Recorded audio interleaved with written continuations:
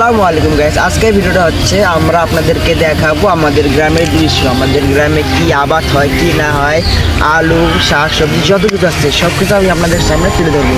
তো ভিডিওটি শুরু করার আগে অবশ্যই আমাদের চ্যানেলে যারা যারা নতুন অবশ্যই আমাদের চ্যানেলটা সাবস্ক্রাইব করে পাশে থাকা বেল আইকনটি অল করে রাখবেন। তো কথা না বাড়িয়ে ভিডিওটা শুরু করা যাক। হ্যালো গাইস, এখন যেটা দেখাবো এটা হচ্ছে আলু বাড়ি। তো এই আলু বাড়িটা আপনারা দেখতে পাচ্ছেন। তো সৈকত ভাই আপনি আলু বাড়িটা দেখান। এটা হচ্ছে অনেক আমাদের সুন্দর একটা আলু বাড়ি। তো আমাদের আলু বাড়িটা আমাদের এগুলো আলুর গাছ, সবাই দেখে নিন এবং ভিডিওটা শেয়ার করে দিন। এটা হচ্ছে আলুর গাছ, এগুলো আলুর আবাদ হয়। এটা হচ্ছে আলু।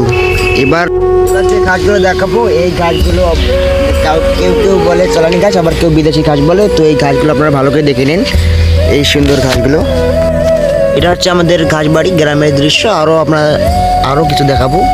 তো এটা হচ্ছে আমাদের রসুন বাড়ি। তো রসুন বাড়ির সাথে এখানে পাতাকপি বা ফুলকপিও আছে, আপনারা দেখতে পাচ্ছেন। এগুলো কিন্তু এখনো ছোটো ছোটো আছে। এগুলো গাছগুলো একটু ভালো করে লক্ষ্য করবেন। তো এই গাছগুলো হচ্ছে অনেক রসুনের গাছ। এবার আপনারা দেখতে পারবেন যে এগুলো হচ্ছে আপনাদের ফুলকপি। একটু ভালো করে লক্ষ্য করবেন প্লিজ, ভালো করে দেখে নেবেন।